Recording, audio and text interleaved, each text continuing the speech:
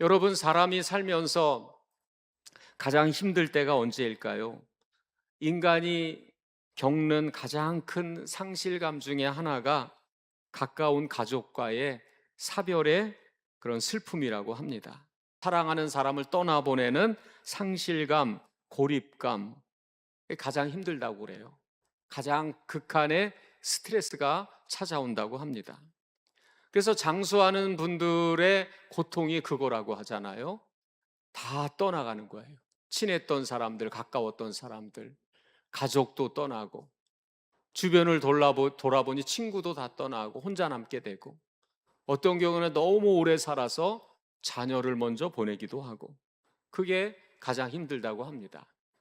목회하는 분들의 이야기를 보면 힘들 때가 언제 힘드냐? 떠나보내는 아픔이죠.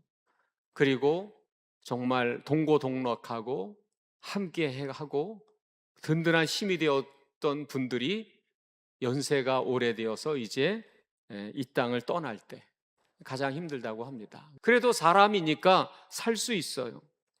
산 사람은 어떻게든 산다고, 사람은 그래도 견디고 살아갈 수 있습니다. 그런데 정말 힘든 것이 무엇이냐? 성도에게 있어서 정말 견디기 힘든 어려움이 무엇일까? 하나님께서 내 삶에서 떠나가는 영적인 상실감입니다. 믿음의 사람에게 있어서 이것보다 더한 고통과 상실감은 없을 것입니다. 영적인 고립감과 상실감의 고통이 찾아오는 것, 그것은 더한 아픔이죠. 하나님의 임재를 우리의 삶에서 거두어 가시는 것, 하나님의 임재를 거두어 가시는 그 땅에서 하나님의 임재가 거두어지는 것을 목격하며 사라지는 것. 하나님이 더 이상 말씀하시지 않습니다. 인도하시지 않습니다. 보호하시지 않아요.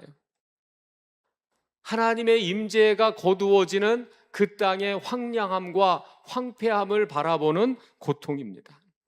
그래서 오늘 미가서의 말씀은 하나님의 임재가 사라진 세상의 황폐함을 바라보면서 그것을 너무 고통스러워하면서 괴로워하는 선지자의 모습을 보여주는 거죠.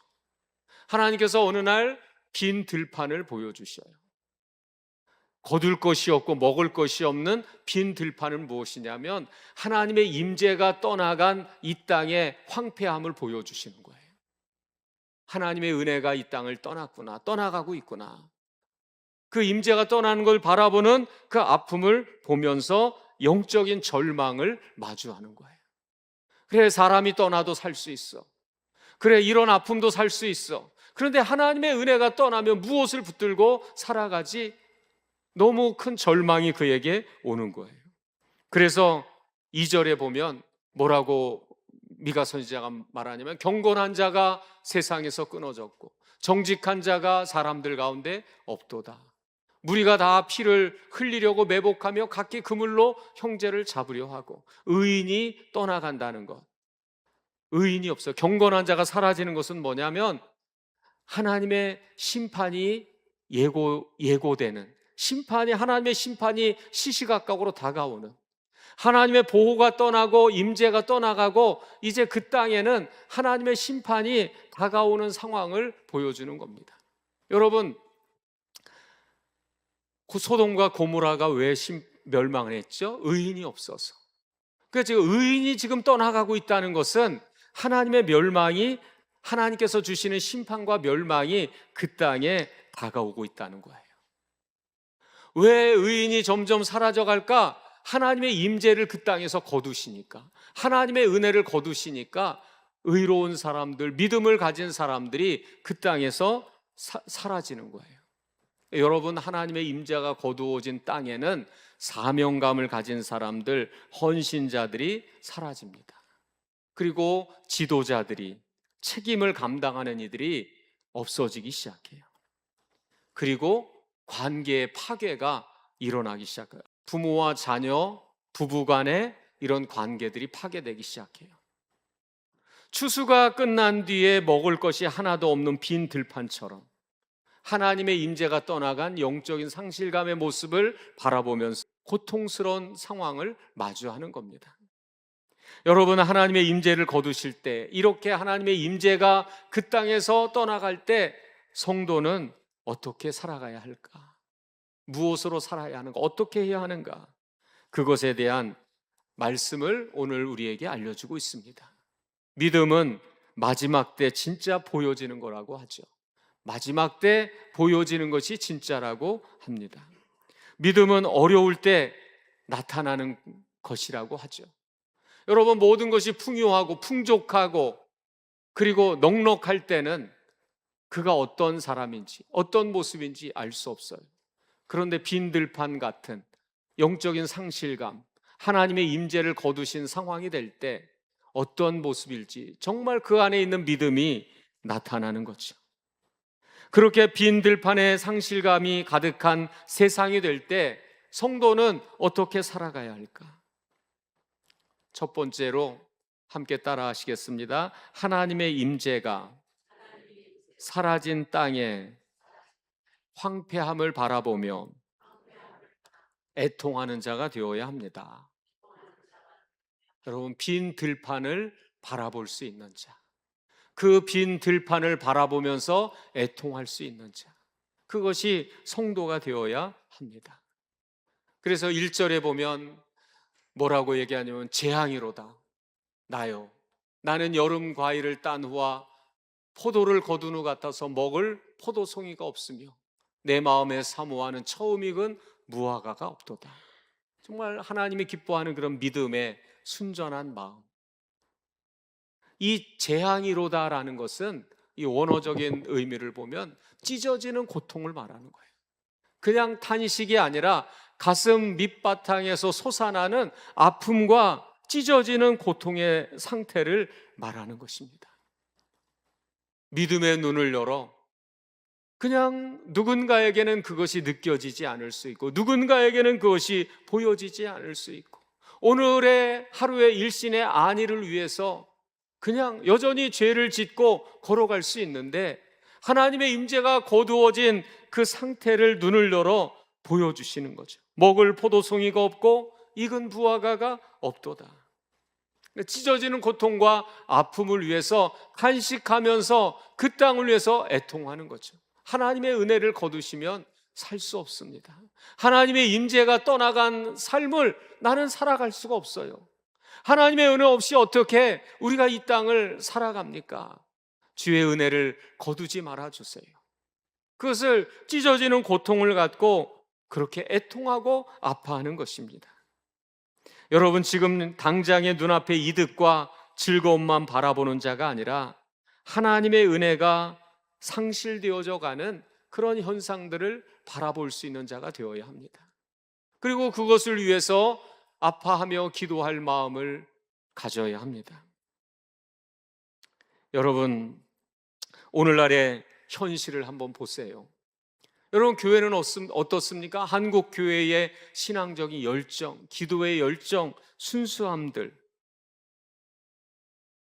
그런 믿음의 역사들, 은혜들, 그런 것들이 점점 우리 안에서 사라져가고 있지 않습니까? 오늘날 우리 시대는 굉장히 알지 못하는 심각함이 있습니다. 그 심각함으로 인해서 수많은 사람들의 삶이 붕괴되어져 가고 무너지는 현상들이 있습니다. 그것을 바라보며 애통하며 간절함으로 구하는 자가 되어야 합니다. 영적인 폐허의 현실을 볼 줄 아는 자가 되어야 합니다. 하나님의 임재가 떠나간 신앙의 현실, 그러한 우리의 영적인 실체를 바라볼 수 있어야 돼요. 선지자는 그것을 바라보면서 애통하는 것입니다. 재앙이로다. 찢어지는 견딜 수 없는 고통으로 그것을 애통하는 것이에요.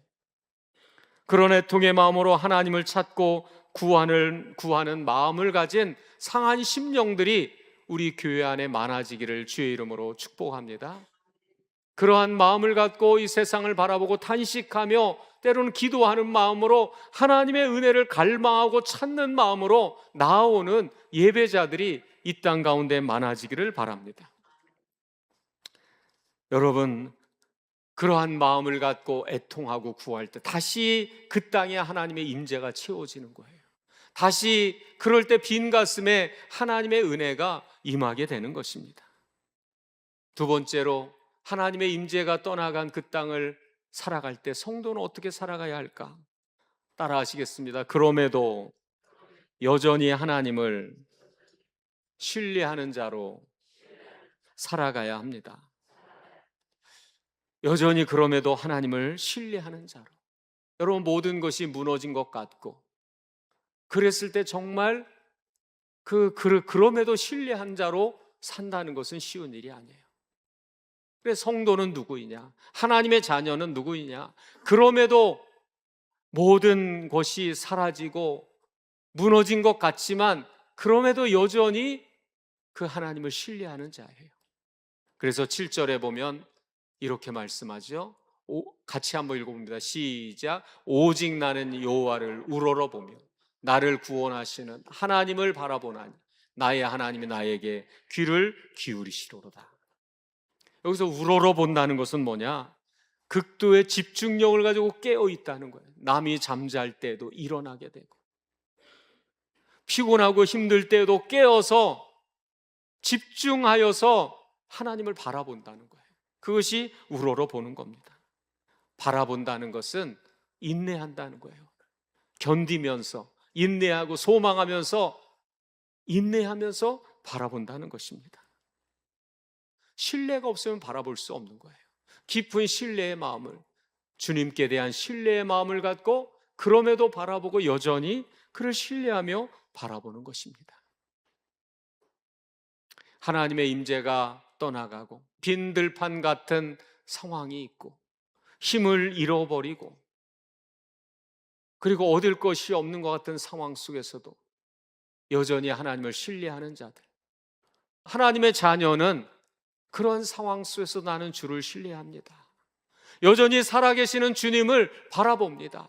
집중하여 깨어서 바라보는 거예요. 귀를 기울이고 그의 은혜를 바라보며 하나님이 말씀하시는 것을 듣기를 위해 나아가는 것입니다. 그것이 신뢰하는 자의 모습이죠. 찬양의 가사에 세상 흔들리고 사람들은 변하여도 나는 주를 섬기리. 주님의 사랑은 영원히 변하지 않네. 나는 주를 신뢰. 여러분, 우리가 잃어버린 것이 무엇인지, 여러분, 지식을 잃어버린 것이 아니에요. 여러분, 진리는 갖고 있을 수 있어요. 믿음은 저마다 가질 수 있습니다.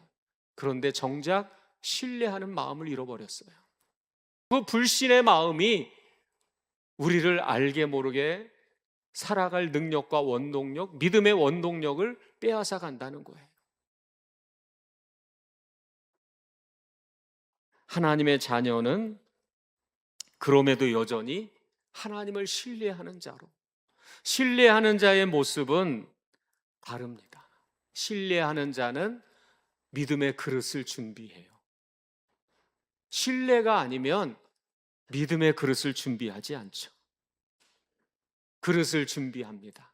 그리고 준비된 그릇 위에 하나님의 은혜를 부어주시고 채워주셔요. 누구를 통하여 이 땅을 살아가느냐? 여전히 하나님을 신뢰하는 자의 마음을 갖고 걸어가는 자의 삶 속에 하나님의 은혜를 부어주시는 겁니다. 열왕기상 17장에 보면 사르밧 과부가 처한 상황이 나오죠. 온 땅에 가뭄이 가득해요.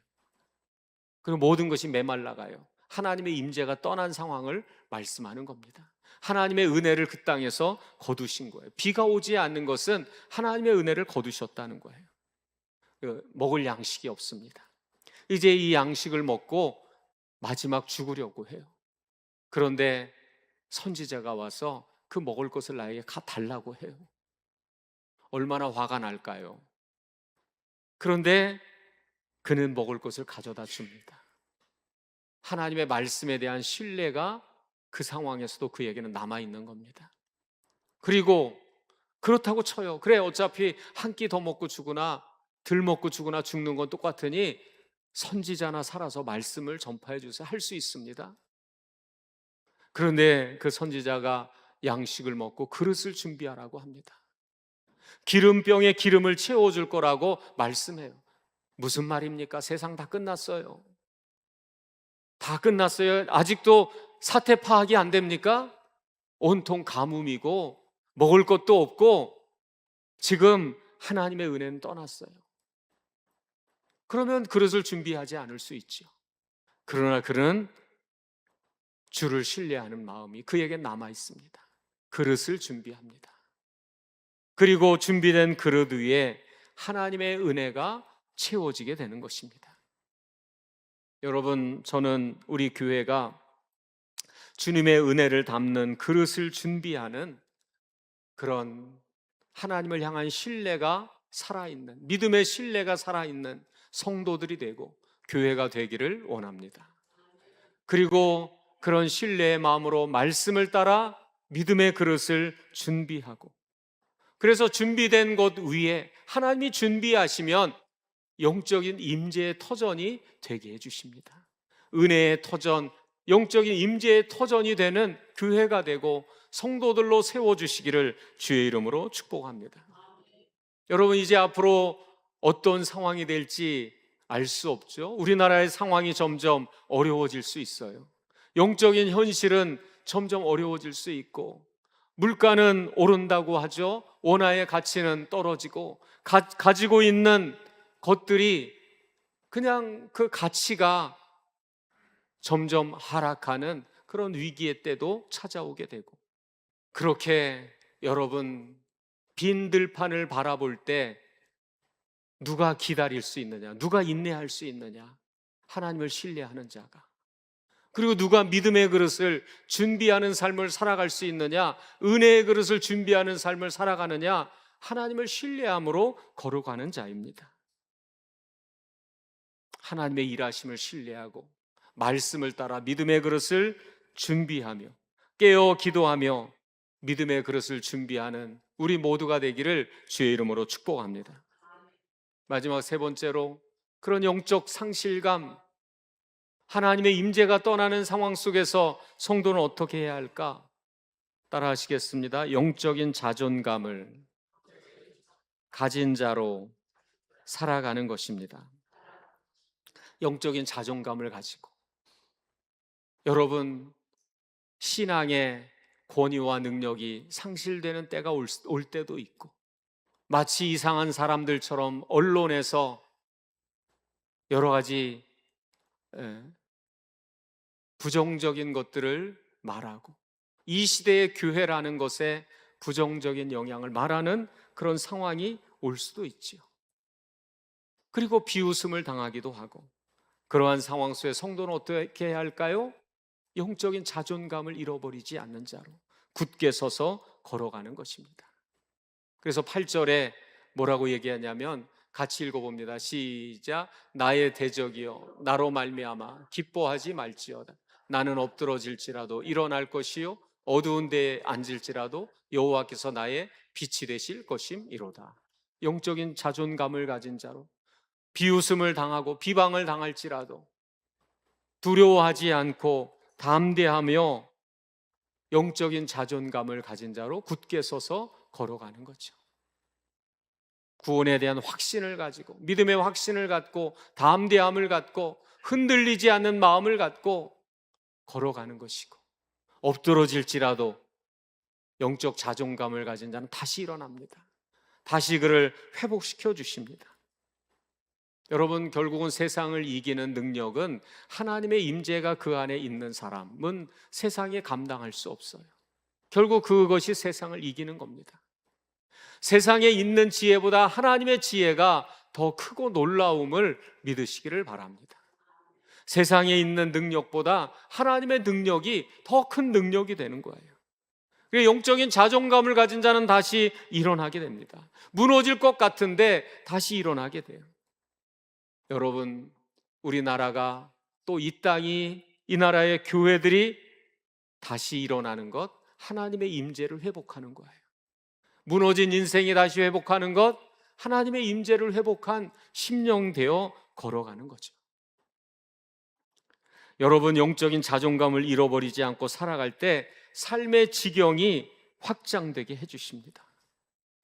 11절에 보니까 내 성벽을 건축하는 날, 곧 그날에는 지경이 넓혀질 것이다. 지경이 넓어지게 해주셔요. 삶의 지경도 넓어지게 하십니다. 영적인 자존감을 잃어버리지 않고 다시 삶의 지경이 넓어지고 이 땅의 지경이 넓어지고 이 나라의 위상이 다시 살아나게 되고 회복되는 은혜가 있기를 주의 이름으로 축복합니다. 사랑하는 여러분, 왜 오늘 이 시대에 간절함의 예배가 우리에게 회복이 되어야 할까요? 왜 간절함의 기도가 우리에게 회복이 되어야 할까요? 오늘 우리의 삶에 하나님을 향한 신뢰의 예배가 왜 중요할까요? 여러분, 하나님의 임재가 거두어진 그 땅의 황폐함과 삶의 메마름을 알기 때문에 그렇습니다. 성도는 그것을 바라보면서 그 빈들판을 바라보면서 애통할 수 있는 자가 되는 겁니다. 하나님의 은혜가 떠나면 안 됩니다. 여러분, 빈들판을 바라보고 있습니까? 안타까움으로 기도하고 있습니까? 믿음이 사라지는 이 시대를 바라보고 있습니까?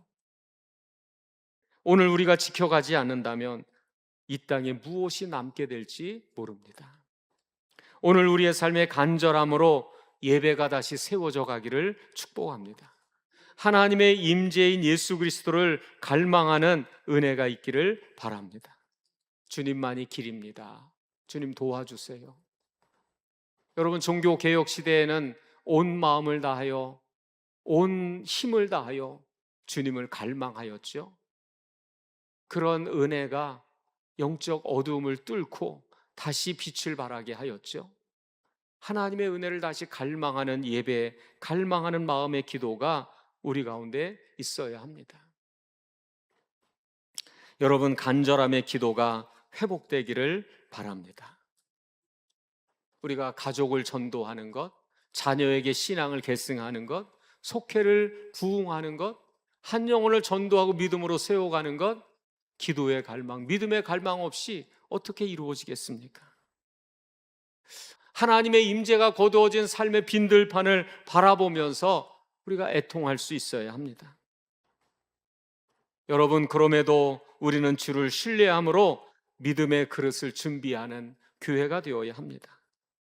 믿음의 역사를 담는 은혜의 터전이 되리라 하는 마음으로 준비하는 성도, 준비하는 교회가 되기를 주의 이름으로 축복합니다. 그러려면 어떻게 해야 되느냐? 때로는 영적인 고립감을 이겨내야 돼요. 영적 자존감을 갖고, 그리고 인내할 수 있어야 돼요. 그리고 서로 격려해야 합니다. 누군가를 탓하지 말고, 믿음에 대해서 조롱하지 말고, 판단하지 말고. 여러분, 그 누군가에 대해서도 어떤 말이든 우리가 비방하고 조롱하기 시작할 때 훗날 그것이 굉장한 후회로 우리의 마음에 남을 것입니다. 조롱하고 비방하기보다는 격려하고 인정할 수 있는 믿음 되어야 합니다. 그것이 여러분, 영적 빈들판에 세상을 살아갈지라도 다시 씨를 뿌리고 그릇을 준비하는 원동력이 되게 합니다.